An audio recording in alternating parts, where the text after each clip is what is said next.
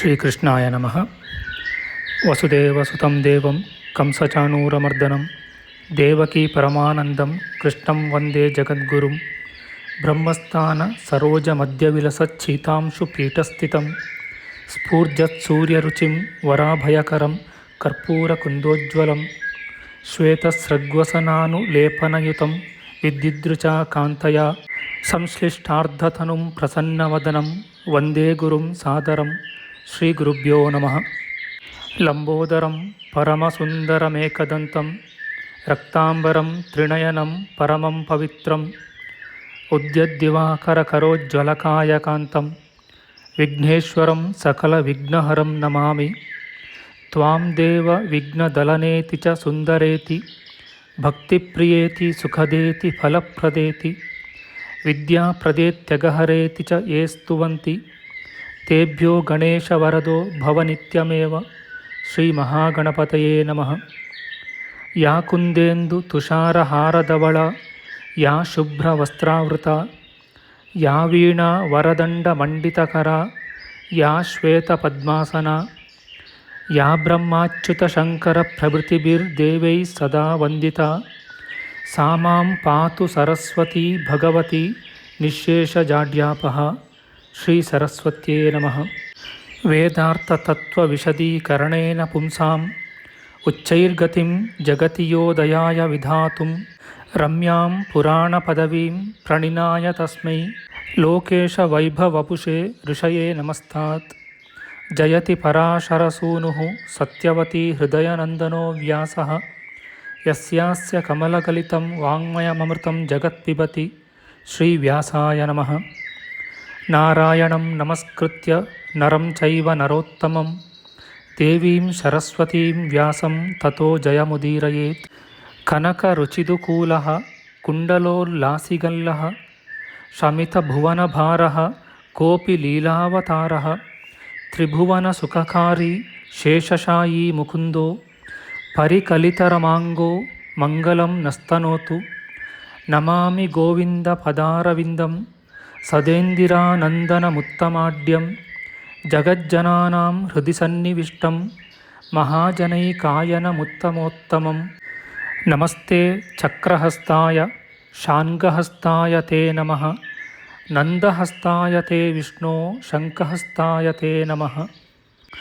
ಓಂ ನಮೋ ವಾಸುದೇವಾಯ ನಮಃ ಸಂಕರ್ಷಣಾಯ ಚ ಪ್ರದ್ಯುಮ್ನಾಯ ನಮಸ್ತುಭ್ಯಂ ಅನಿರುದ್ಧಾಯ ತೇ ನಮಃ. ಯಾತ್ವರ ಮಂದರೋದ್ಧಾರೆ ಯಾತ್ವರ ನತರಕ್ಷಣೆ ಮಯ್ಯಾರ್ತೆ ಕರುಣಾಮೂರ್ತೆ ಸಾತ್ವರ ಕ್ವಗತಾಹರೆ ಕ್ಷೀರೋ ದಧಾವ ಮರದಾನ ವಯೂಥಪಾನ ಮುನ್ಮತ್ನತಾಮೃತಲಬ್ಧಯ ಆದಿದೇವಃ ಪೃಷ್ಟೇನ ಕಚ್ಚಪವಪುರ್ವಿದಧಾರ ಗೋತ್ರಂ ನಿದ್ರಾಕ್ಷಣೋದ್ರಿ ಪರಿವರ್ತಕ ಶಾಣಕಂಡೂಃ. ಓಂ ಕೂರ್ಮಾಯ ನಮಃ. ಪ್ರಿಯ ಬಾಂಧವರೇ, ನಮ್ಮ ಈ ಶ್ರೀ ಲಾಲೀಕೃಷ್ಣ ಚಾನಲ್ಗೆ ಸ್ವಾಗತ. ಇಂದಿನ ವಿಡಿಯೋದಲ್ಲಿ ನಾವು ಶ್ರೀ ಕೂರ್ಮ ಪುರಾಣದ 73ನೇ ಅಧ್ಯಾಯವಾದ ಶ್ರಾದ್ದ ಕರ್ಮಾನುಷ್ಠಾನಕ್ಕೆ ಯೋಗ್ಯವಾದ ತೀರ್ಥಗಳ ವರ್ಣನೆಯ ವಿಚಾರ ಮಾಡೋಣ. ಶ್ರೀಕೃಷ್ಣಾಯ ನಮಃ. ವ್ಯಾಸಮುನಿಯು ಹೇಳುತ್ತಾನೆ, ತರುವಾಯ ದ್ವಿಜಶ್ರೇಷ್ಠರಿಂದ ಅಮಾವಾಸ್ಯ ಕಾಲದಲ್ಲಿ ಭೋಗ ಮೋಕ್ಷ ಫಲಗಳನ್ನು ಉಂಟುಮಾಡುವ ಪಿಂಡಾನ್ವಾಹಾರ್ಯಕ ಶ್ರಾದ್ದವು ಆಚರಿಸಲ್ಪಡಬೇಕು. ದ್ವಿಜರಿಗೆ ಚಂದ್ರನು ಕೃಷ್ಣ ಪಕ್ಷದ ಅಂತ್ಯದಲ್ಲಿ ಕ್ಷಯಿಸಿರುವ ಅಮಾವಾಸ್ಯ ತಿಥಿಯಲ್ಲಿ ಅಪರಾಹ್ನ ಸಮಯದಲ್ಲಿಯೂ ಶ್ರೇಷ್ಠವಾದ ಮಾಷದಿಂದಲೂ ಪಿಂಡಾನ್ವಾಹಾರ್ಯಕ ಶ್ರಾದ್ದಾನುಷ್ಠಾನವು ಪ್ರಶಸ್ತವಾಗಿರುವುದು.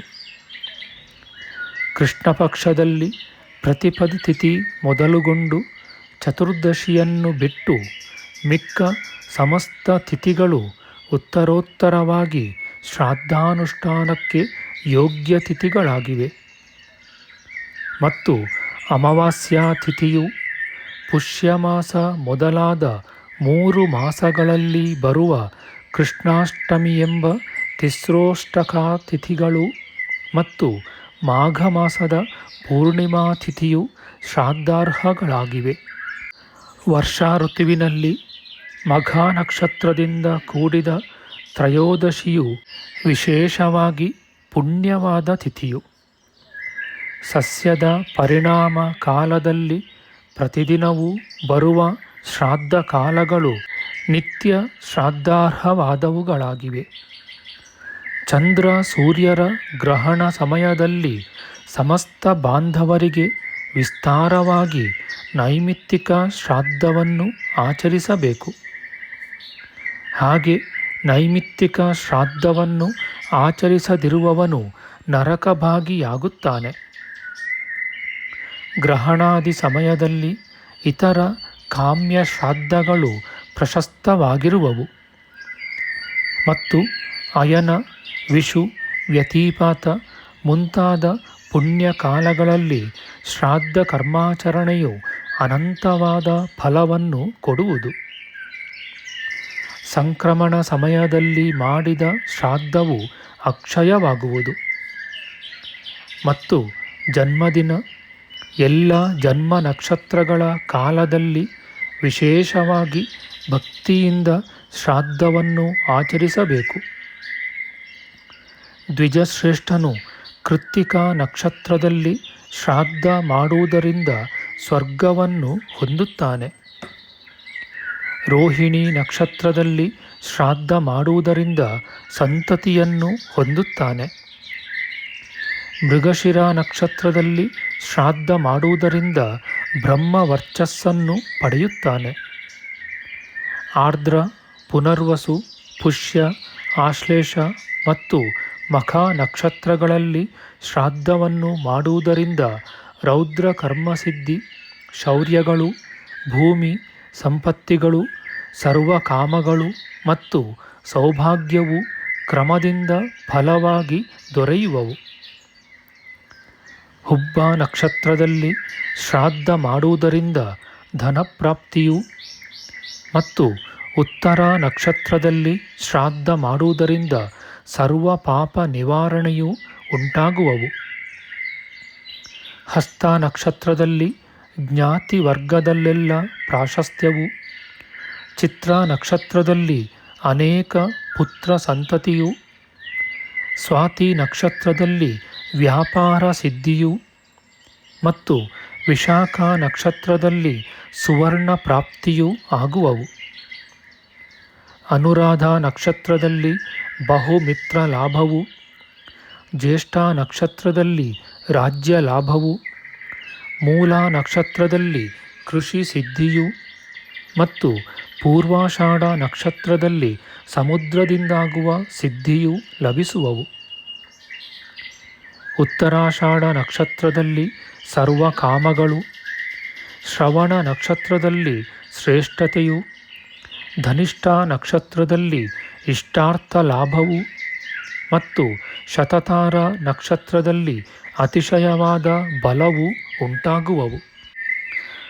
ಪೂರ್ವಭಾದ್ರ ನಕ್ಷತ್ರದಲ್ಲಿ ಅನ್ನ ವಸ್ತ್ರ ಲಾಭವು, ಉತ್ತರಾಭಾದ್ರ ನಕ್ಷತ್ರದಲ್ಲಿ ಗೃಹಲಾಭವು, ರೇವತಿ ನಕ್ಷತ್ರದಲ್ಲಿ ಅನ್ನ ವಸ್ತ್ರ ಲಾಭವು, ಗೋಧನ ಲಾಭವು ಮತ್ತು ಅಶ್ವಿನಿ ನಕ್ಷತ್ರದಲ್ಲಿ ಅಶ್ವಪ್ರಾಪ್ತಿಯೂ ಆಗುವವು. ಹಾಗೂ ಭರಣಿ ನಕ್ಷತ್ರದಲ್ಲಿ ಶ್ರಾದ್ದವನ್ನು ಮಾಡುವುದರಿಂದ ಜೀವನ ಪ್ರಾಪ್ತಿಯಾಗುವುದು. ಆದಿತ್ಯವಾರದಲ್ಲಿ ಶ್ರಾದ್ದ ಮಾಡಿದರೆ ಆರೋಗ್ಯವು, ಸೋಮವಾರದಲ್ಲಿ ಶ್ರಾದ್ದ ಮಾಡಿದರೆ ಸೌಭಾಗ್ಯವು, ಮಂಗಳವಾರದಲ್ಲಿ ಶ್ರಾದ್ದ ಮಾಡಿದರೆ ಇಷ್ಟ ಕಾರ್ಯದಲ್ಲಿ ಜಯವು ಮತ್ತು ಬುಧವಾರದಲ್ಲಿ ಶ್ರಾದ್ದ ಮಾಡಿದರೆ ಸರ್ವ ಕಾಮಗಳನ್ನು ಹೊಂದುವನು. ಗುರುವಾರದಲ್ಲಿ ಶ್ರಾದ್ದ ಮಾಡಿದರೆ ಇಷ್ಟವಾದ ವಿದ್ಯೆಯನ್ನು, ಶುಕ್ರವಾರದಲ್ಲಿ ಶ್ರಾದ್ದ ಮಾಡಿದರೆ ಧನವನ್ನು ಮತ್ತು ಶನಿವಾರದಲ್ಲಿ ಶ್ರಾದ್ದ ಮಾಡಿದರೆ ದೀರ್ಘಾಯುಷ್ಯವನ್ನು ಹೊಂದುವನು. ಪಾಡ್ಯಮಿ ತಿಥಿಯಲ್ಲಿ ಶ್ರಾದ್ದ ಮಾಡಿದವನು ಅನೇಕ ಮಂದಿ ಪುತ್ರರನ್ನು ಹೊಂದುವನು. ದ್ವಿತೀಯ, ತೃತೀಯ, ಚತುರ್ಥಿ ಮತ್ತು ಪಂಚಮಿ ತಿಥಿಗಳಲ್ಲಿ ಶ್ರಾದ್ದ ಮಾಡಿದವನು ಕ್ರಮವಾಗಿ ಪುತ್ರಿ, ಪಶು ಪರಿಜನ ಮತ್ತು ಶುಭಕರರಾದ ಪುತ್ರರೆಂಬ ಫಲಗಳನ್ನು ಹೊಂದುವನು. ಷಷ್ಠಿ, ಸಪ್ತಮಿ ಮತ್ತು ಅಷ್ಟಮಿ ತಿಥಿಗಳಲ್ಲಿ ಶ್ರಾದ್ದ ಮಾಡಿರುವ ಮಾನವನು ಕಾಂತಿ, ಕೃಷಿಗಳನ್ನು, ಧನವನ್ನು ಮತ್ತು ವಾಣಿಜ್ಯ ಸಿದ್ಧಿಯನ್ನು ಫಲವಾಗಿ ಹೊಂದುವನು. ನವಮಿ, ದಶಮಿ ಮತ್ತು ಏಕಾದಶಿ ತಿಥಿಗಳಲ್ಲಿ ಶ್ರಾದ್ದ ಮಾಡಿರುವ ಮಾನವನು 1 ಗೊರಸುಳ್ಳ ಪ್ರಾಣಿ, 2 ಗೊರಸಿನ ಪ್ರಾಣಿ ಮತ್ತು ರಜತ, ಬ್ರಹ್ಮವರ್ಚಸ್ಸಿನಿಂದ ಕೂಡಿದ ಪುತ್ರರೆಂಬ ಫಲಗಳನ್ನು ಕ್ರಮವಾಗಿ ಹೊಂದುವನು. ದ್ವಾದಶಿ ಶ್ರಾದ್ದದಿಂದ ಸುವರ್ಣ, ರಜತ, ಅನ್ನ ವಸ್ತ್ರಗಳನ್ನು, ತ್ರಯೋದಶಿ ಶ್ರಾದ್ದದಿಂದ ಜ್ಞಾತಿಗಳಲ್ಲೆಲ್ಲ ಮಾನ್ಯತೆಯನ್ನು, ಚತುರ್ದಶಿ ಶ್ರಾದ್ದದಿಂದ ನಿಂದಿತ ಪ್ರಜೆಯನ್ನು ಮತ್ತು ಪೂರ್ಣಿಮಾ ಶ್ರಾದ್ದದಿಂದ ಸರ್ವಕಾಮಗಳನ್ನು ಹೊಂದುತ್ತಾನೆ. ಆದ್ದರಿಂದ ದ್ವಿಜರು ಚತುರ್ದಶಿ ತಿಥಿಯಲ್ಲಿ ಮಾತ್ರ ಶ್ರಾದ್ದವನ್ನು ಆಚರಿಸಬಾರದು. ಶಸ್ತ್ರದಿಂದ ಹತರಾದವರಿಗೆ ಮಾತ್ರ ಚತುರ್ದಶಿ ತಿಥಿಯಲ್ಲಿ ಶ್ರಾದ್ದವನ್ನು ಮಾಡಬೇಕು. ಉಚಿತವಾದ ದ್ರವ್ಯ ಯೋಗ್ಯರಾದ ಬ್ರಾಹ್ಮಣರು ಒದಗಿರುವ ಸಮಯದಲ್ಲಿ ಶ್ರಾದ್ದ ಕಾಲದ ನಿಯಮವು ವಿಧಿಸಲ್ಪಡಲಿಲ್ಲ. ಆದ್ದರಿಂದ ದ್ವಿಜರು ಭೋಗ ಅಪವರ್ಗ ಪ್ರಾಪ್ತಿಗೆ ಶ್ರಾದ್ದವನ್ನು ಮಾಡಬೇಕು. ಸಮಸ್ತ ಕರ್ಮಗಳ ಆರಂಭದಲ್ಲಿಯೂ ಅಭ್ಯುದಯದಲ್ಲಿಯೂ ಪುತ್ರ ಜನ್ಮಾದಿಗಳಲ್ಲಿಯೂ ಅಭ್ಯುದಯ ಶ್ರಾದ್ದವನ್ನು ಆಚರಿಸಬೇಕು. ಪರ್ವಕಾಲಗಳಲ್ಲಿ ಪಾರ್ವಣ ಶ್ರಾದ್ದವು ಕರ್ತವ್ಯವೆಂದು ಸ್ಮರಿಸಲ್ಪಟ್ಟಿದೆ. ಪ್ರತಿದಿನದಲ್ಲಿ ಮಾಡುವ ಶ್ರಾದ್ದವು ನಿತ್ಯ ಶ್ರಾದ್ದವು ಕಾಮ್ಯ ಶ್ರಾದ್ದವೂ ಆಗುವುದು.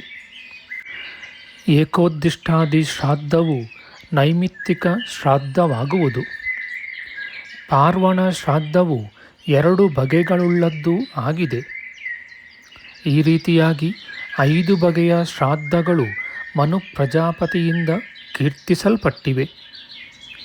ಯಾತ್ರಾ ಸಮಯದಲ್ಲಿ 6ನೆಯ ಶ್ರಾದ್ದವು ವಿಧಿಸಲ್ಪಟ್ಟಿದೆ.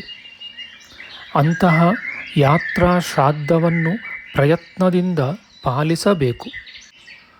ಇವುಗಳಲ್ಲಿ 7ನೆಯ ಶ್ರಾದ್ದವು ಬ್ರಹ್ಮನಿಂದ ಹೇಳಲ್ಪಟ್ಟಿದೆ. ದೈವಿಕವಾದ 8ನೆಯ ಶ್ರಾದ್ದವು ವಿಧಿಸಲ್ಪಟ್ಟಿದೆ.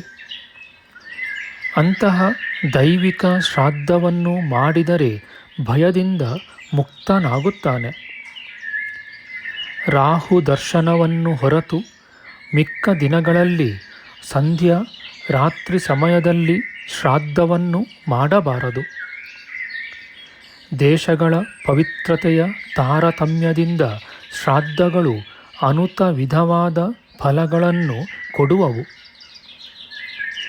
ದೇವಕಂಟಕವೆಂಬ ಪ್ರಯಾಗದಲ್ಲಿ ಗಂಗಾ ನದಿ ತೀರದಲ್ಲಿ ಮಾಡಿದ ಶ್ರಾದ್ದವು ಅಕ್ಷಯ ಫಲವಾಗುವವು. ಪ್ರಯಾಗ ಶ್ರಾದ್ದದ ಮಾಹಾತ್ಮ್ಯ ವಿಷಯದಲ್ಲಿ ಪಿತೃಗಳು ಒಂದು ಗಾಥಾ ಶ್ಲೋಕವನ್ನು ಗಾನ ಮಾಡುವರು ಮತ್ತು ವಿದ್ವಾಂಸರು ಆ ಶ್ರಾದ್ದವನ್ನು ಕೀರ್ತಿಸುವರು. ಯೇಷ್ಟವ್ಯ ಬಹವಃ ಪುತ್ರಾಃ ಶೀಲವಂತೋ ಗುಣಾನ್ವಿತಾಃ ತೇಷಾಂತು ಸಮವೇತಾನಾಂ ಯದ್ಯೇಕೋಪಿ ಗಯಾಂ ವ್ರಜೇತ್. ಅಂದರೆ ಉತ್ತಮ ಶೀಲವುಳ್ಳವರು ಮತ್ತು ಸದ್ಗುಣೋಪೇತರೂ ಆದ ಬಹುಮಂದಿ ಪುತ್ರರನ್ನು ಪ್ರಾರ್ಥಿಸಬೇಕು. ಅಷ್ಟು ಮಂದಿಯು ಸೇರಿದವರಲ್ಲಿ ಕಡೆಯ ಪಕ್ಷದಲ್ಲಿ ಒಬ್ಬನಾದರೂ ಗಯೆಗೆ ಹೋಗಬಹುದು ಎಂದು ಗಾಥಾಶ್ಲೋಕದ ಅರ್ಥವು. ಯಾವ ಪುತ್ರನು ಗಯೆಗೆ ಹೋಗಿ ಬೇರೊಂದು ಪ್ರಸಂಗದಿಂದ ಪಿತೃಗಳಿಗೆ ಶ್ರಾದ್ದವನ್ನು ಮಾಡುವನೋ ಅವನಿಂದ ಪಿತೃಗಳು ಉದ್ಧಾರ ಮಾಡಲ್ಪಡುವರು ಮತ್ತು ಅವನು ಸದ್ಗತಿಯನ್ನು ಹೊಂದುತ್ತಾನೆ. ವರಾಹ ಪರ್ವತದಲ್ಲಿಯೂ ವಿಶೇಷವಾಗಿ ಗಯಾ ಕ್ಷೇತ್ರದಲ್ಲಿಯೂ ಅದಕ್ಕೂ ವಿಶೇಷವಾಗಿ ವಾರಾಣಸಿ ಕ್ಷೇತ್ರದಲ್ಲಿಯೂ ಶ್ರಾದ್ದವು ಫಲಪ್ರದವಾಗುವುದು. ವಾರಾಣಸಿಯಲ್ಲಿ ಸಾಕ್ಷಾತ್ತಾಗಿ ಪರಮಶಿವನು ವಾಸ ಮಾಡಿರುವನು. ಹಾಗೂ ಗಂಗಾದ್ವಾರ, ಪ್ರಭಾಸ, ಬಿಲ್ವಕ, ನೀಲಪರ್ವತ, ಕುರುಕ್ಷೇತ್ರ, ಕುಬ್ಜಾಮ್ರ, ಭೃಗುತುಂಗ ಮತ್ತು ಮಹಾಲಯ ಕ್ಷೇತ್ರಗಳಲ್ಲಿ ಆಚರಿಸುವ ಶ್ರಾದ್ದದಿಂದ ಪಿತೃಗಳು ತೃಪ್ತರಾಗುವರು. ಮತ್ತು ಕೇದಾರ, ಫಲ್ಗುತೀರ್ಥ, ನೈಮಿಷಾರಣ್ಯ, ಸರಸ್ವತಿ ಕ್ಷೇತ್ರ ಮತ್ತು ಪುಷ್ಕರ ಕ್ಷೇತ್ರ ಇವುಗಳಲ್ಲಿ ಶ್ರಾದ್ದ ಮಾಡುವುದರಿಂದ ಪಿತೃಗಳು ವಿಶೇಷವಾಗಿ ತೃಪ್ತಿಯನ್ನು ಹೊಂದುವರು. ನರ್ಮದಾ ನದಿ, ಕುಶಾವರ್ತ, ಶ್ರೀಶೈಲ, ಭದ್ರಕರ್ಣ, ವೇತ್ರವತಿ, ವಿಶಾಖ ಮತ್ತು ಗೋದಾವರಿ ಎಂಬ ಪುಣ್ಯಕ್ಷೇತ್ರಗಳಲ್ಲಿ ಶ್ರಾದ್ದ ದಾನವು ಪಿತೃಗಳಿಗೆ ವಿಶೇಷವಾಗಿ ತೃಪ್ತಿಯನ್ನುಂಟು ಮಾಡುವುದು. ಈ ವಿಧವಾದ ಇತರ ಕ್ಷೇತ್ರಗಳಲ್ಲಿಯೂ ತೀರ್ಥಗಳಲ್ಲಿಯೂ ಮಳಲು ದಿಣ್ಣೆಗಳಲ್ಲಿಯೂ ಮತ್ತು ನದಿ ತೀರಗಳಲ್ಲಿಯೂ ಶ್ರಾದ್ದಾಚರಣೆಯಿಂದ ಪಿತೃಗಳು ಯಾವಾಗಲೂ ಸಂತೋಷ ಪಡುತ್ತಾರೆ.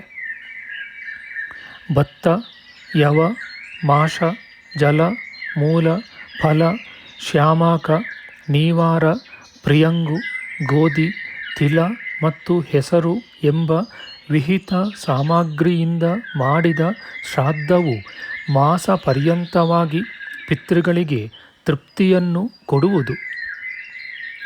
ಮಾವು, ಹಲಸು, ಕಬ್ಬು, ದ್ರಾಕ್ಷಿ, ದಾಳಿಂಬ, ಬೀದಾರ್ವ, ಕುರುಂಡ ಮುಂತಾದ ಫಲವಸ್ತುಗಳನ್ನು ಶ್ರಾದ್ದ ಕಾಲದಲ್ಲಿ ಯಾವಾಗಲೂ ದಾನ ಮಾಡುವುದು ಪಿತೃಗಳಿಗೆ ತೃಪ್ತಿಕರವು. ಮಧುವಿನಿಂದ ಕೂಡಿದ ಅರಳನ್ನು, ಸಕ್ಕರೆಯಿಂದ ಕೂಡಿದ ಸಪ್ತವನ್ನು ಮತ್ತು ಶೃಂಗಾಟಕ, ಕಶೇರುಕಗಳನ್ನು ಶ್ರಾದ್ದ ಕಾಲದಲ್ಲಿ ಪ್ರಯತ್ನದಿಂದ ದಾನ ಮಾಡಬೇಕು. ಮತ್ಸ್ಯದ ಮಾಂಸದಿಂದ 2 ತಿಂಗಳು, ಜಿಂಕೆಯ ಮಾಂಸದಿಂದ 3 ತಿಂಗಳು, ಹೋತದ ಮಾಂಸದಿಂದ 4 ತಿಂಗಳು, ಪಕ್ಷಿ ಮಾಂಸದಿಂದ 5 ತಿಂಗಳು, ಆಡಿನ ಮಾಂಸದಿಂದ 6 ತಿಂಗಳು, ಪೃಷತ ಎಂಬ ಜಿಂಕೆಯ ಮಾಂಸದಿಂದ 7 ತಿಂಗಳು ಪಿತೃಗಳಿಗೆ ತೃಪ್ತಿಯಾಗುವುದು. ಏಣಮೃಗದ ಮಾಂಸದಿಂದ 8 ತಿಂಗಳು, ರುರುಮೃಗದ ಮಾಂಸದಿಂದ 9 ತಿಂಗಳು ಮತ್ತು ವರಾಹ ಮಹಿಷಗಳ ಮಾಂಸದಿಂದ 10 ತಿಂಗಳು ಪಿತೃಗಳು ತೃಪ್ತಿ ಹೊಂದುವರು. ಮೊಲ, ಆಮೆಗಳ ಮಾಂಸದಿಂದ 11 ತಿಂಗಳು, ಹಸುವಿನ ಕ್ಷೀರದಿಂದ ಮಾಡಿದ ಪಾಯಸದಿಂದ 1 ವರ್ಷವು ಮತ್ತು ವಾರ್ದ್ರೀಣಸದ ಮಾಂಸದಿಂದ 12 ವರ್ಷ ಪರ್ಯಂತವೂ ಪಿತೃಗಳಿಗೆ ತೃಪ್ತಿಯಾಗುವುದು. ಶ್ರಾದ್ದದಲ್ಲಿ ಕಾಲಶಾಖ, ಮಹಾಶಲ್ಕ, ಖಡ್ಗಲೋಹ ಮೃಗದ ಮಾಂಸ ಮತ್ತು ಮಧು ಇವುಗಳು ಮುನಿಗಳಿಗೆ ಉಚಿತವಾದ ಅನ್ನಗಳು ಸರ್ವ ಪ್ರಕಾರದಿಂದ ಅನಂತವಾದ ಫಲವನ್ನು ಕೊಡುವವು. ದ್ವಿಜನು ತಾನು ಕೊಂಡುಕೊಂಡಾಗಲಿ ಅಥವಾ ಮೃತವಾದ ಪ್ರಾಣಿಗಳನ್ನು ಹೊಂದಿಯಾಗಲಿ ಅವುಗಳ ಮಾಂಸವನ್ನು ತೆಗೆದುಕೊಂಡು ಶ್ರಾದ್ದದಲ್ಲಿ ಅರ್ಪಿಸಿದರೆ ಅದು ಅವನಿಗೆ ಅಕ್ಷಯ ಫಲವನ್ನು ಕೊಡುವುದು. ಪಿಪ್ಪಲಿ, ರುಚಕ, ಮಸೂರಕ, ಕೂಷ್ಮಾಂಡ, ಅಲಾಬು, ವಾರ್ತಾಕ, ಭೂತೃಣ ಮತ್ತು ಸರಸವೆಂಬ ಶಾಖ ಸಾಮಗ್ರಿಗಳನ್ನು ಶ್ರಾದ್ದದಲ್ಲಿ ವರ್ಜಿಸಬೇಕು. ಹಾಗೂ ಕುಸುಂಭ, ಪಿಂಡಮೂಲ, ತಂದುಲೀಯಕ, ರಾಜಮಾಷ, ಮಹಿಷಿ ಕ್ಷೀರ ಮತ್ತು ಅಜಕ್ಷೀರಗಳನ್ನು ಶ್ರಾದ್ದದಲ್ಲಿ ಉಪಯೋಗಿಸಬಾರದು. ಅಡಕಿ, ಕೋವಿವಾರ, ಪಾಲಕ್ಯ, ಮರೀಚ ಎಂಬ ರಾಜಮಾಷ ಮೊದಲಾದ 7 ವಸ್ತುಗಳನ್ನು ದ್ವಿಜೋತ್ತಮನು ಶ್ರಾದ್ದ ಕಾಲದಲ್ಲಿ ಪ್ರಯತ್ನದಿಂದ ವರ್ಜಿಸಬೇಕು. ಇತಿ ಶ್ರೀ ಕೂರ್ಮಪುರಾಣೆ ತ್ರಿಸಪ್ತತಿತಮೋಧ್ಯಾಯ. ನಮ್ಮ ಮುಂದಿನ ವಿಡಿಯೋದಲ್ಲಿ ನಾವು ಶ್ರೀ ಕೂರ್ಮಪುರಾಣದ 74ನೆಯ ಅಧ್ಯಾಯವಾದ ಶ್ರಾದ್ದ ಕರ್ಮದಲ್ಲಿ ಉಪಯೋಗಿಸಲು ಅರ್ಹ ಅನರ್ಹ ವಸ್ತು ವಿಚಾರ ಮಾಡೋಣ. ಆಧ್ಯಾತ್ಮಿಕ ಚರ್ಚೆ ಮತ್ತು ವಿಚಾರ ವಿನಿಮಯಕ್ಕಾಗಿ ಶುರು ಮಾಡಿದ ಈ ಚಾನಲ್ನಲ್ಲಿ ನಾವು ಅಪ್ಲೋಡ್ ಮಾಡುವ ಎಲ್ಲ ವಿಡಿಯೋಗಳನ್ನು ಸಂಪೂರ್ಣವಾಗಿ ನೋಡಿ. ನಿಮ್ಮ ಸಲಹೆಗಳನ್ನು ಕಮೆಂಟ್ ಬಾಕ್ಸ್ನಲ್ಲಿ ಬರೆಯಿರಿ. ದಯವಿಟ್ಟು ಈ ಚಾನಲ್ಗೆ ಸಬ್ಸ್ಕ್ರೈಬ್ ಮಾಡಿ ಹಾಗೂ ಬೆಲ್ ಬಟನ್ ಒತ್ತಿ ನಾವು ಹಾಕುವ ಎಲ್ಲ ವಿಡಿಯೋಗಳನ್ನು ನೋಡಿ ಪ್ರೋತ್ಸಾಹಿಸಿ. ಕೃಷ್ಣಂ ನಾರಾಯಣಂ ವಂದೇ ಕೃಷ್ಣಂ ವಂದೇ ವ್ರಜಪ್ರಿಯಂ ಕೃಷ್ಣಂ ದ್ವೈಪಾಯನಂ ವಂದೇ ಕೃಷ್ಣಂ ವಂದೇ ಪೃಥಾಸುತಂ ಶ್ರೀಕೃಷ್ಣಾಯ ನಮಃ.